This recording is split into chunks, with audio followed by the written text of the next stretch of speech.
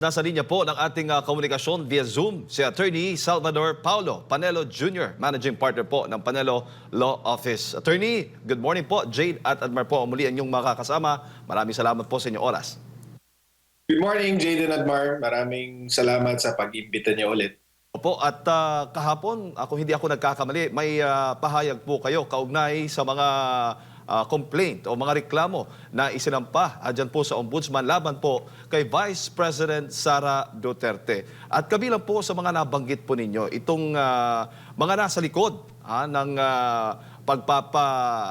itong mga reklamong isinampa laban kay Vice President Sara Duterte. Tinutukoy po ninyong, sino po itong tinutukoy po ninyong insidious forces at bitter rivals now bound in unholy alliance batay po sa inyong naging pahayag?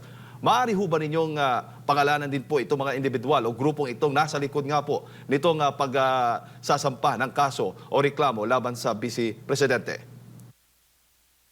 Hindi naman sikreto yan. Alam naman ng lahat ng tao na ang mga tao na nasa likod niyan ay yung mga tinaguri ang civil society groups, pero na pink talaga, pink at yellow. Sila Senator Trillanes, yung grupo nila. Tapos malinaw na nakikipagtulungan sila sa gobyerno natin, sa Administrasyong Marcos Jr. for mutual political survival.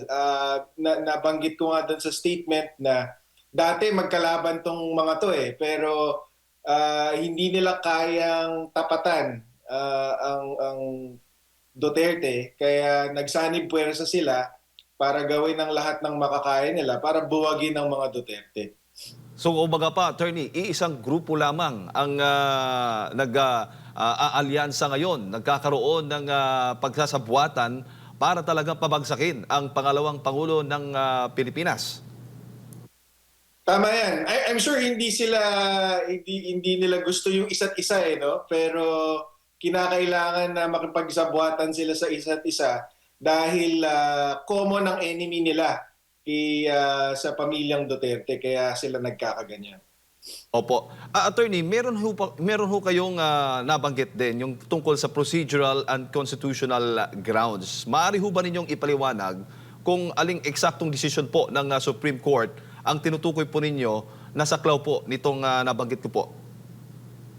Ang konteksto nun is kasi nga nabasura ng Supreme Court yung impeachment complaint na final laban kay VP Sara Duterte on procedural and constitutional grounds. Ang sinabi kasi ng Supreme Court ay linabag niyo yung konstitusyon kasi nag-file kayo ng mas marami than one impeachment complaint laban kay VP Sara. Kasi kung natatandaan niyo nun, apat ata yung complaint na final laban kay VP Sara Duterte. Tapos on constitutional grounds, ang ibig ko sabihin doon is yung due process. Sabi ng Supreme Court na hindi pwede na hindi bigyan ng opportunity or oportunidad si VP Sara na sagutin yung mga alegasyon laban sa kanya sa House of Representatives pa lamang. So, ibig sabihin, sabi ng Supreme Court, kapag nag-file ka ng impeachment complaint laban sa isang impeachable officer katulad ng Vice President, kailangan bibigyan mo siya ng pagkakataon na sagutin yung mga paratang laban sa kanya sa House of Representatives level pa lamang. Pero dito, hindi nangyari to. Ang ginawa nila is nag-file lang sila ng impeachment complaint, diretso na sa Senado, which natatayo namang impeachment court. Opo. Pero hindi po ito nangangahulugan na walang pananagutan na po yung isang opisyal kung sakali mang tama yung pagbasura sa isang impeachment complaint, Attorney? Oo, pwede naman talagang mag-file ng kaso, 'di ba? Kunyari merong criminal act, may criminal na pananagutan, kailangan talagang filean ng criminal case. Pero ito kasi, dun sa konteksto natin, itong dumaan na impeachment, na basura, halata na ginagawa lang nila ng paraan para sirain si VP Sara bago maghalalan sa 2028. Yun ang nakikita nating malinaw kasi hindi nila na tawid yung impeachment. So ngayon naghahanap sila ng paraan kung paano masisiraan si Vice Presidente Sara Duterte bago mag 2028. Malinaw naman sa mga interview ng mga complainant na ang pakay nila dito is mabuksan daw umano ang mga bank accounts ni VP Sara Duterte. Kaya tama yung sinasabi ni VP Sara na fishing expedition lang ito. Opo. O nga, yung mga nakalipas na mga araw, yung mga pahayag pa ni Zaldico, pinag-uusapan natin. Abay, parang ngayon si VP Sara na, attorney. Ito'y malinaw na paglilihis, kumbaga, nakikita po ninyo, attorney. Paglilihis siya, pero sa kakalihis nila, ang nakikita ko dito is imbis na maging cover up ito, ini-expose nila yung sarili nila. Kasi yung mga complainant dito, anti-corruption advocates umano, pero yung pinakamalaking corruption issue sa bansa natin, tila tikom bibig sila, hindi sila nagfa-file ng anumang complaint, di ba? Sabi nga ng mga kaalyado nila, yung budget ng Pilipinas noong 2020 for 2025 is the most corrupt budget in the history of the Philippines. Pero instead na yun ang pagtuunan nila ng pansin, itong si VP Sara ang dinidiin nila na malinaw naman na walang kinalaman doon sa budget. Samantala, si Pangulong Marcos at yung mga opisyal na responsable para sa budget na to na nagsibitiw na nga sa trabaho dahil sa mga allegation na pinupukol sa kanila, hindi pinapalagpas nila kaya expose sila dito na hindi talaga hustisya ang habol nila kundi politika. Opo. At para ma-specify lang po natin, attorney, ang nakikita po ninyong grupong ito, isang grupo na nagsasanib puwersa, kabilang na po dito yung mga dilawan, mga komunista, oligarko, at marami pang iba na kung saan noon ay naging kalaban po ng mga Duterte ng dating administrasyon, attorney. Yeah, totoo yan. Sila rin naman ang complainant dito sa plunder complaint laban kay VP Sara. Pero idagdag ko lang na actually, yung gusto nilang mangyari na magkakaroon ng pagbukas ng bank accounts ni VP Sara Duterte dahil sa pag-file nila ng kaso sa ombudsman, hindi mangyayari yan sa ombudsman level unless magbendalo na naman tayo, di ba? Pero malinaw ang Korte Suprema tungkol sa exceptions to the bank secrecy law na kailangan si Ombudsman Remulla hindi niya pwedeng utusan ang anumang bangko na buksan dahil lang may complaint na pending sa opisina niya. Kailangan bago payagan si Ombudsman Remulla na mag-inspect ng bank accounts, kailangan may actual kaso na na-file sa korte. Ang tingin ko dito is malinaw naman na ang impeachable officers hindi pwedeng kasuhan yan habang nakaupo. Pwede mo silang kasuhan pagkatapos. Pwede silang file ng impeachment complaint pero hindi habang nakaupo sila. Opo, malinaw yun, attorney. Malinaw na hindi po nakasaad sa batas na ang ombudsman ay may kapangyarihang magsiyasa kahit sa mga impeachable officials hanggat hindi ito nagresulta agad sa pagpapatalsik? Pwede silang mag-imbestiga.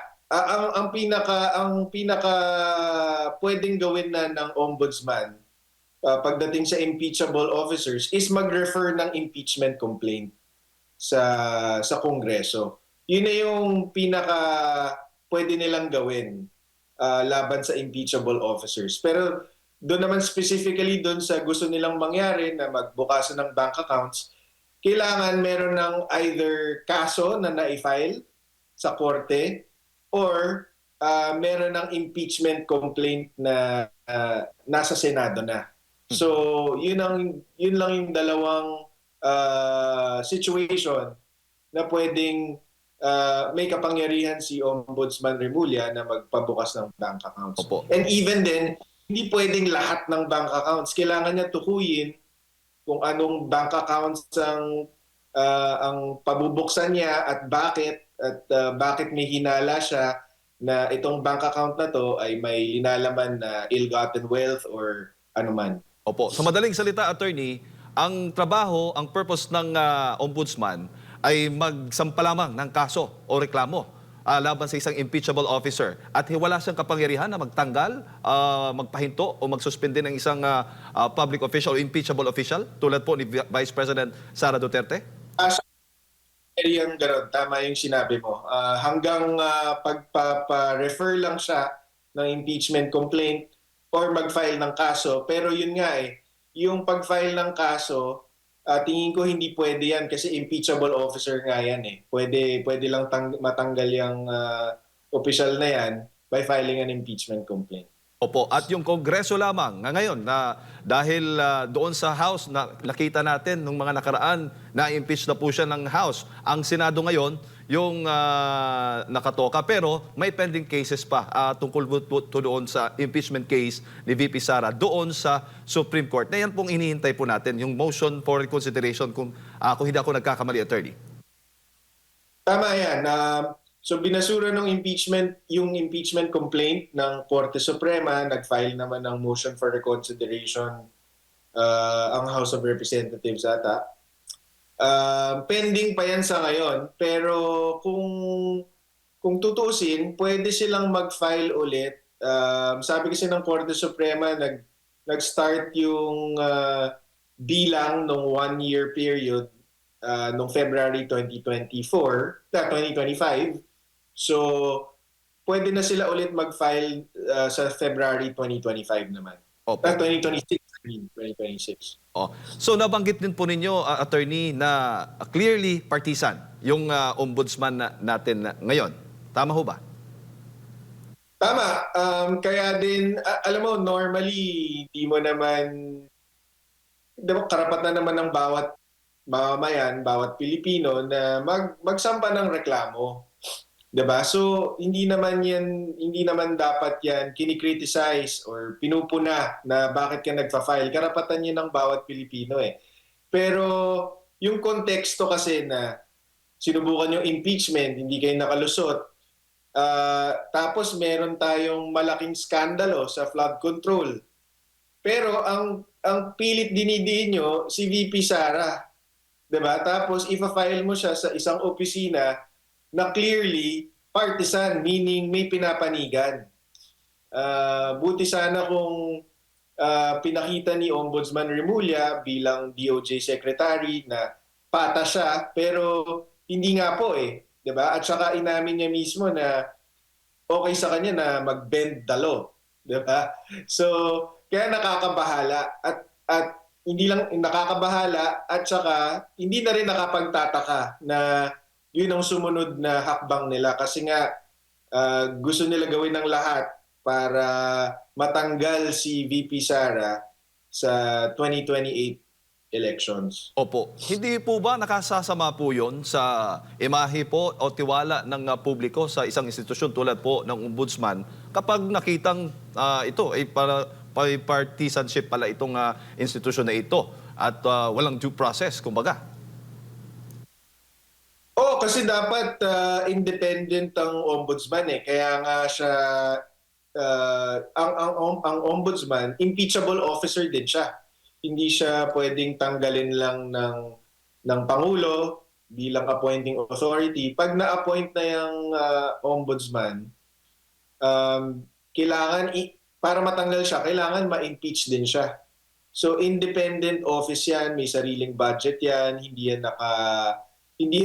yan dapat nagre-report sa Pangulo. So, hindi maganda na halatang may pinapanigan siya. At makikita natin yan sa mga susunod na araw dahil sabi, di ba may mga pangako yung gobyerno kasama na si Ombudsman Remulla na may mga makukulong.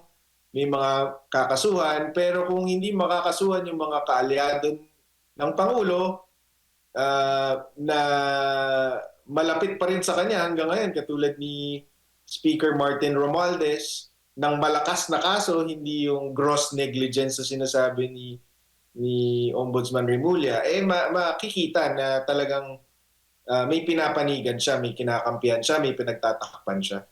Opo. Dito naman po sa naging affidavit po ni Madriaga, nagkaroon po kayo ng pahayag din at sabi po ninyo, nonsensical o walang lohika po yung naging pahayag po ni Madriaga doon sa affidavit po niya. Ano pong partikular doon sa affidavit, attorney?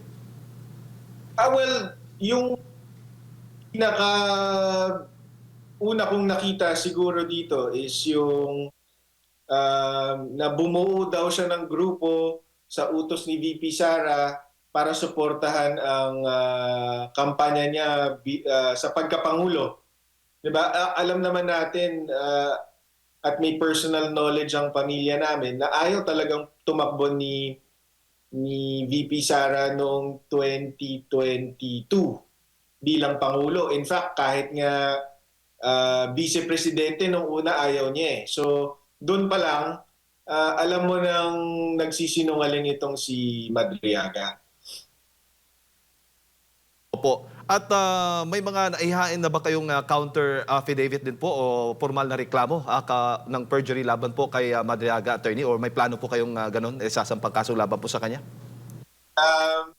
Nag-issue lang tayo ng statement bilang observer, bilang isang abogado, bilang isang Pilipino na nakikita yung mga pangyayari sa bansa natin. We just felt the need to call it out. Kasi ang tingin ko dito, yung sinabi ko, yan din ang nararamdaman ng karamihan sa Pilipino eh. So, yun lang. Hindi naman po tayo involved sa kasong ito. Opo. At yung magbibigay po ng kung may bigat o kredibilidad yung isang affidavit, attorney, hindi po ba ang korte o yung ombudsman mismo yung magsasabi din daw? Ang mahalaga, pag may affidavit ka, dapat hindi puro laway lang. 'Di ba? Dapat substantiated siya, meaning meron kang ebidensya. Pero nung binasa ko yung affidavit ni Madriaga, wala namang nakalagay. Wala namang suporta, walang resibo, ika nga. So, kwento lang, kwentong barbero lang, kwentong kutsero lang. So, hindi hindi 'yun hindi 'yun credible. Hindi tatanggapin 'yun ng isang korte, or hindi dapat yung tanggapin ng isang korte or ng ombudsman or ng isang fiscal sa pag-determine ng probable cause laban sa isang tao dahil nga walang suporta. Hindi ang basic sa aming mga abogado is allegations are not equivalent to proof. So unless meron kang katibayan, walang saysay yung mga alegasyon sa affidavit. Tapos bukod nga sa wala ng katibayan, walang suporta yung mga sinasabi niya, meron pa siyang mga nonsensical na alegasyon katulad nung sabi ko nga yung gumawa siya ng grupo sa utos ni VP Sara para sa presidential campaign niya. Alam naman natin na wala siyang balak tumakbo noon bilang pangulo. Tapos yung hindi naman siya military or police, pero sinasabi niya nagte-training siya ng mga PSG or nagbubuo siya ng grupo ng PSG. Yung mga bagong pakilala lang sa kanya pero pinagkakatiwalaan daw siya na gumawa nito at gumawa niyan. So parang hindi kapani-paniwala talaga. Opo. Tungkol naman doon sa pag-uugnay po ninyo kay Pangulong Marcos Jr., bakit po ninyo isinama sa usapin ang administrasyon ni Pangulong Bongbong Marcos Jr. kung ang reklamo ay laban daw kay Vice President Sara Duterte? Kasi sila din ang ang sa akin kasi hindi naman lahat ito konektado pati yung pagtapon kay Pangulong Duterte sa The Hague, itong impeachment laban kay VP Sara, itong paglilihis ng issue mula sa flood control pabalik sa mga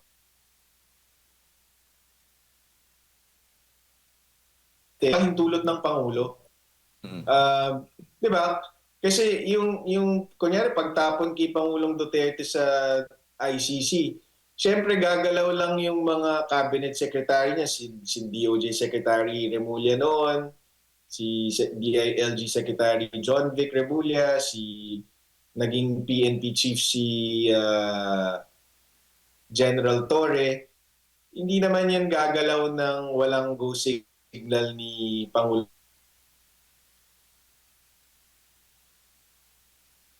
Sinasabi na wala daw kinalaman ng palasyo sa impeachment. Pero ang pinakaunang pumirma ng impeachment complaint si Sandro Marcos. Di ba? Tapos ito, yun nga, sino ba ang nag-appoint kay Ombudsman Remulla sa ombudsman? Hindi ba si Pangulong Marcos din? Tapos ngayon, ginagamit siya ngayon ng itong civil society group ko, no? Anti-corruption advocates para kasuhan si VP Sara. So, yun ang hindi mo maaalis sa isipan mo na lahat ng galaw na ito may approval ni Pangulong Marcos. Opo, at bukod pa doon sa sinasabi po ninyo dito sa inyong naging pahayag, yung billions or trillions lost sa flood control projects. Oh, dapat yan ang pagtuunan natin ng pansin eh. Kasi yung confidential funds, I mean, hindi naman sa maliit ang halagang confidential funds na sinasabing winaldas. Pero ang confidential funds kasi talagang mahirap na usapin yan kasi syempre kapag gumamit ka ng confidential funds, ginagamit mo yan pangkuha ng impormasyon galing sa kalaban eh. So basically magbabayad ka sa mga taong nasa sa kalaban ng estado para kumuha ng impormasyon galing sa kanila. So bakit naman kunyari dun sa issue ng Mary Grace Piatos, 'di ba? Bakit naman kung ako yung informant ng gobyerno, kung ako yung informant ng opisina ni VP Sara, bakit naman ako papayag na ibibigay ko yung totoong pangalan ko? Magpapalista ako tapos pipirma ako, 'di ba?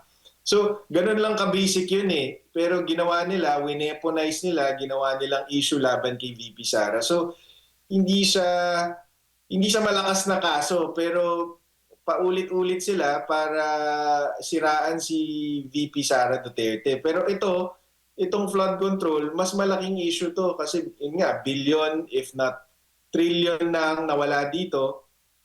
Pero imbis na pagtuunan natin to ng pansin, 'di ba? I-pressure yung gobyerno na panagutin ang dapat panagutin.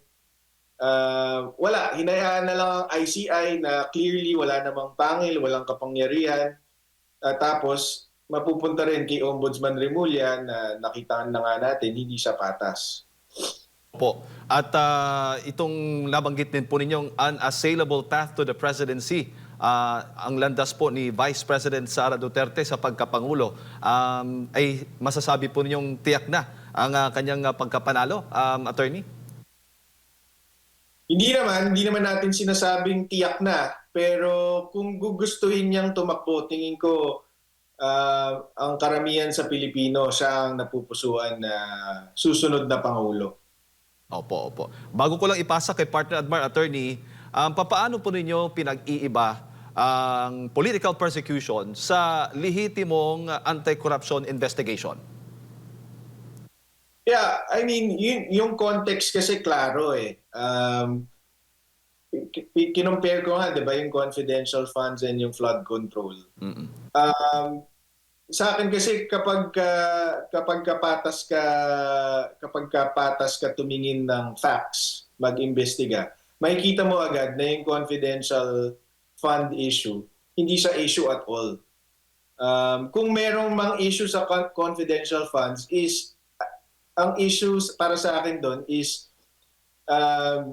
bakit ba kailangan gumawa ng ganitong klaseng documentation yung mga opisinang gumagamit ng confidential funds when yung mga situation ng paggamit ng confidential funds, ganun nga, hindi mo pwedeng hindi malaman yung pangalan ng informant, hindi pwedeng ibigay yung mga ganong klaseng detalye. So, yun yung issue, parang dahil may requirements sa paggamit ng confidential fund, nagagamit pa ngayon laban sa kay VP Sara for political persecution when all of the other offices that have confidential funds, hindi pa natin sinisilip.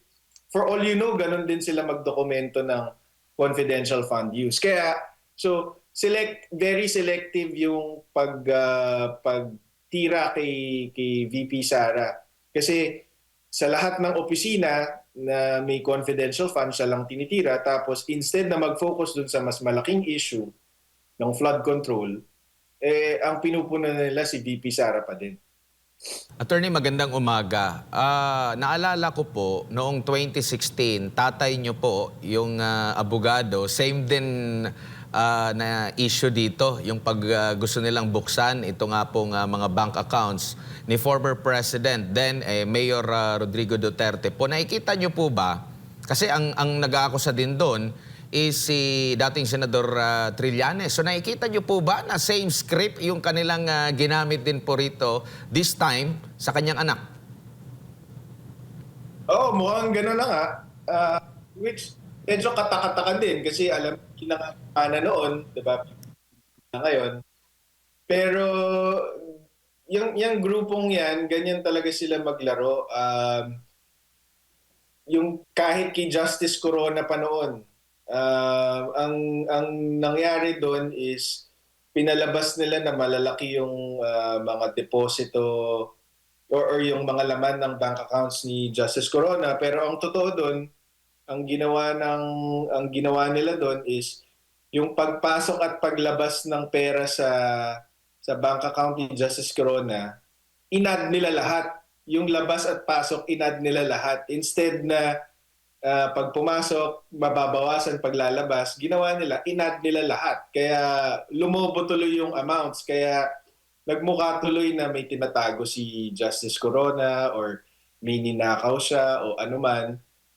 Tapos yun, ganun din ang ginawa nila kay Pangulong Duterte. Kahit ata kay Vice President Binay noon, ganyan din ang ginawa nila. So, baka kaya kasi trademark nila yan kaya nila sinusubukan uli, baka sakaling gumana this time. And if ever po na gumalaw dito, umaksyon ang ombudsman po, kumbaga magdudulot ba ito ng krisis po, lalo na sa legal system po natin? Hindi naman kasi I'm sure kung kunyari kung hindi sinunod ni Ombudsman Remulla yung prevailing jurisprudence on inspections of bank accounts of the Ombudsman na sinasabing kailangan may kaso muna. Hindi pwedeng preliminary investigation lamang sa Ombudsman, kundi actual case filed in court bago makapag-utos yung Ombudsman na magbukas ng bank accounts. I'm sure yung mga abogado ni VP Sara, tatakbo yan sa Supreme at pigilan itong paglabag sa batas na to.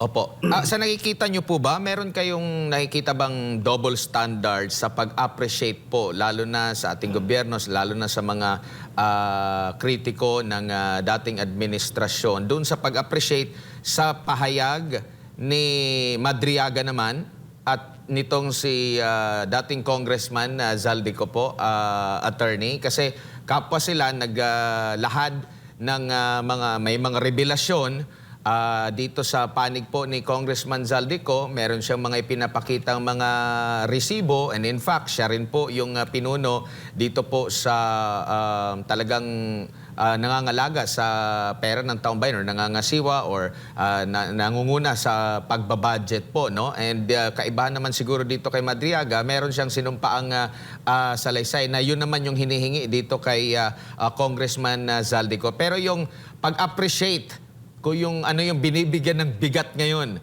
nahahype ngayon po itong dalawa po, attorney, ano po sa pananaw niyo po? Wala pa naman ata kasing wala pang ina-appreciate or hindi pa actually tinitignan yung mga allegation ni Zaldico kasi nga Facebook video lang siya, hindi siya affidavit. Ito namang kay Madriaga, affidavit siya pero hindi pa naman ata siya fina-file kung saan. Kumbaga, press release pa lang ito. Pasabog na pinuna din natin kasi napaka-coincidental naman a few days before the plunder complaint ilalabas itong affidavit ni Madriaga. So in that context, ano naman, wala pang double standard. Yung mga mamamayan pa lang yung nag-weigh in dito sa dalawang allegation na to. Pero sa akin, may affidavit man o wala, dapat bigyan ng pansin yung sinasabi ni Zaldico kasi yun nga, merong dokumento. Merong paper trail naman yung sinasabi niya. Kaya dapat tignan ito ng mabuti ng gobyerno natin. Ang problema kasi maraming exposed sa administrasyong Marcos Jr. Karamihan nga nag-resign na. Kaya baka hindi suriin ng mabuti itong mga allegations ni Zaldico. Kasi baka kung sino pa ang tamaan, 'di ba? Baka mahanap nila yung ebidensyang nagtuturo dun sa mga tunay na responsable dito sa flood control and budget anomalies. Opo, at kung babasahin naman natin yung mga komento ng mga kababayan po natin, napapansin na po nila na kapag antay sa government, yung mga revelasyon o yung mga aligasyon, talagang alam natin kung yung treatment nila dito. Paglaban naman sa mga Duterte, nahahype pa talaga po, attorney. Totoo yan. Pero may kita mo kung talaga yung nagsasabi ng totoo kasi kahit pilit nila dina-downplay or sinisiraan nila yung credibility niya, lahat ng pinangalanan niya maliban na lang kay Speaker Romualdez, kay former Speaker Romualdez at kay Pangulong Marcos Jr. nag-resign na or pinag-resign. 'Di ba? So ibig sabihin kung hindi man 100% true yung sinasabi ni Zaldico laban sa kanila, mukhang may katotohanan kasi bakit naman ipagre-resign, 'di ba? Kung walang katotohanan yung sinasabi laban sa kanila, 'di ba? Na si Yusek Jojo Cadiz nag-resign, si E.S. Bersamin pinag-resign, si Secretary Pangandaman nag-resign din, si Yusek Olaivar, si Yusek Adrian Bersamin. So ang dami na nila na umalis sa trabaho pagkatapos banggitin ni Zaldico yung mga pangalan nila dun sa Facebook videos niya. Po, attorney, yung decision po ng Korte Suprema ukol doon sa unang impeachment complaint, nabanggit doon yung mga grounds, no? Kumbaga nakita nila na palyado yung mismong paghahain. Now this time, meron pong naging statement na inirelease din itong si Vice President Sara Duterte sa ugo nga na muling bubuhayin by February. At nakikita niya yung timing kung saan ay parang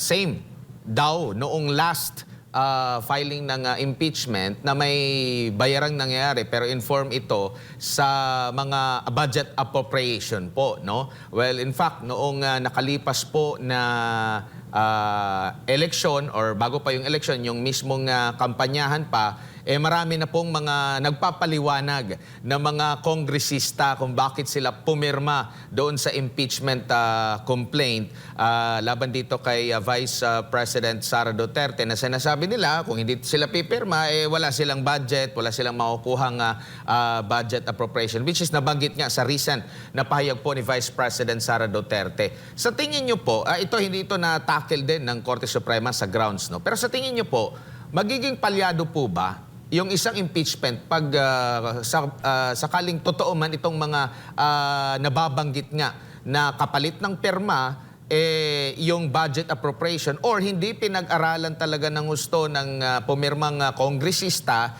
dahil nga merong kapalit, basta perma na lang po siya, attorney? Oo naman, kasi crime yun, bribery yun. Yung ginawa, yung bibigyan mo sila ng pera kapalit ng pirma sa impeachment. At saka, yun nga, sabi mo nga, sabi ng Supreme Court sa impeachment na kaso ni VP Sara, sabi nila, alam mo, yung impeachment complaint, kasama yan sa politika. Political process siya. Most of it is a political process. Pero kailangan, kahit political process siya, sumunod pa rin siya sa mga patakaran ng konstitusyon. So, kung hindi mo susuruin yung impeachment complaint, hindi mo bibigyan ng pagkakataon yung akusado na sumagot at ipagtanggol ang sarili niya at pipirma ka lang dahil nabayaran ka or para bigyan ng project yung distrito mo, malinaw na paglabag yun sa konstitusyon natin. Maliban sa krimen yun, bribery yun.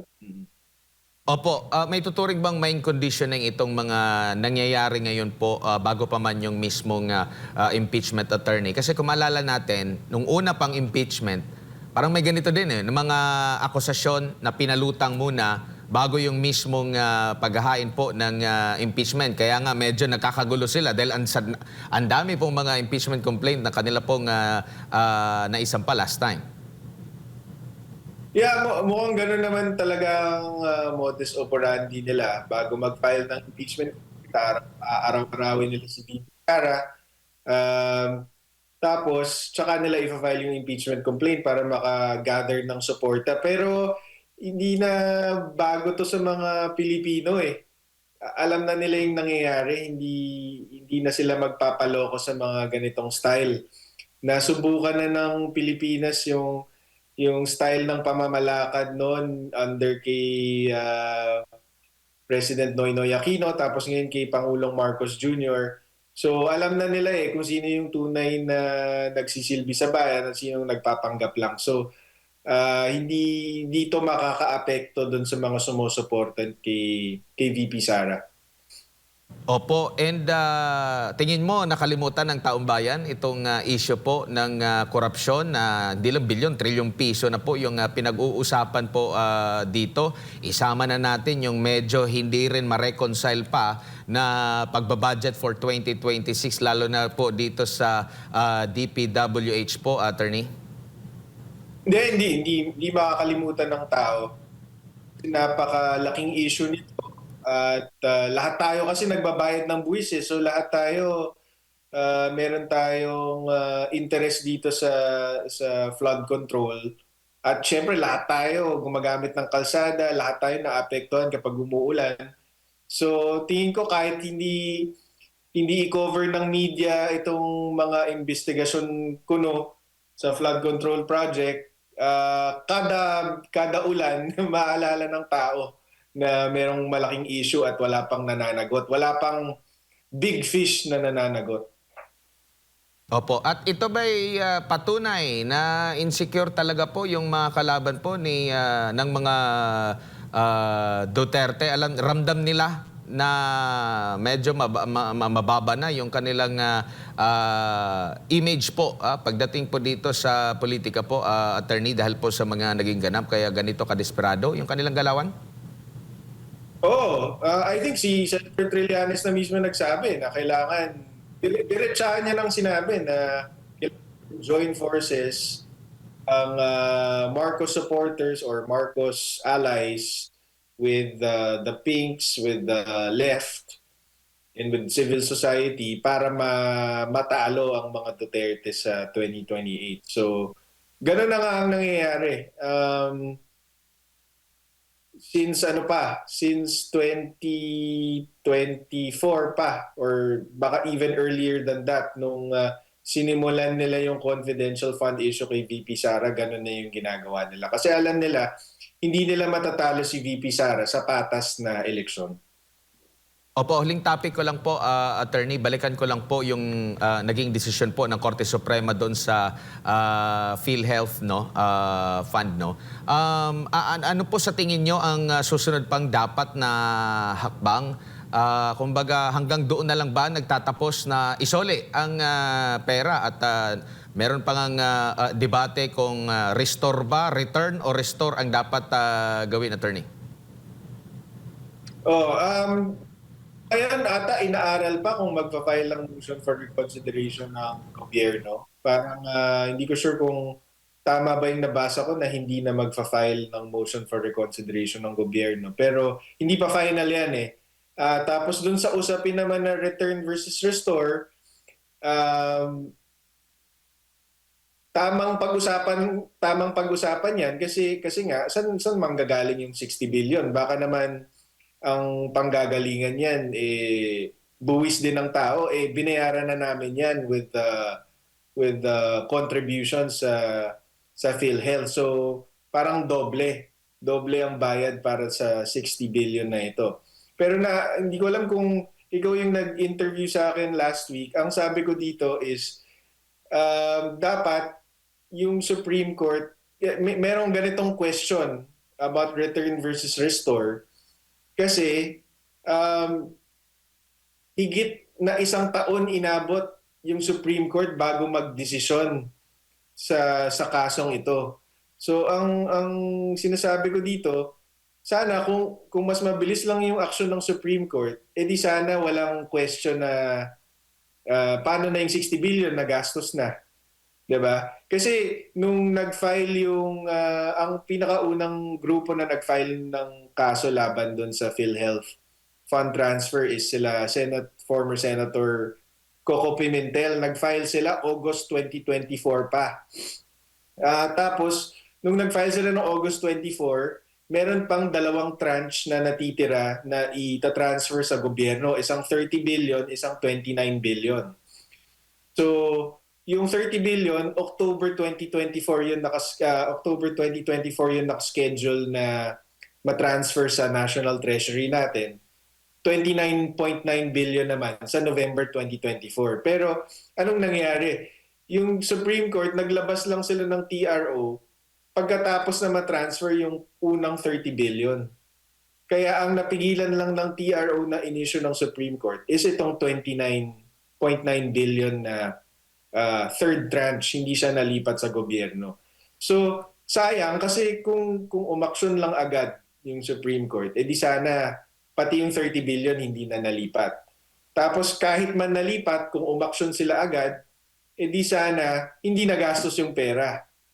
'Di ba? So ngayon, meron tayong tanong, return ba o restore? Kasi ang tagal ng panahon na inabot bago sila nagdesisyon dito.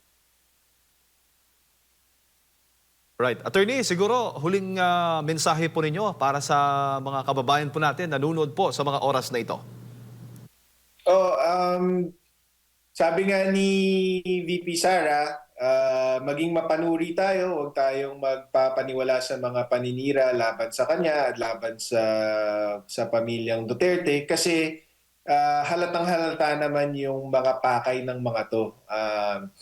Imbis na respetuhin yung boto ng Pilipino or yung kagustuhan ng karamihan sa atin, gagawin nila ang lahat para mabaliwala yung boto natin kung sino yung gusto nating ihalal na leader ng bansa. So magmatsyag tayo, maging mapanuri at huwag magpapadala sa mga naratibo ng mga grupong ito na politika at hindi hustisya ang habol.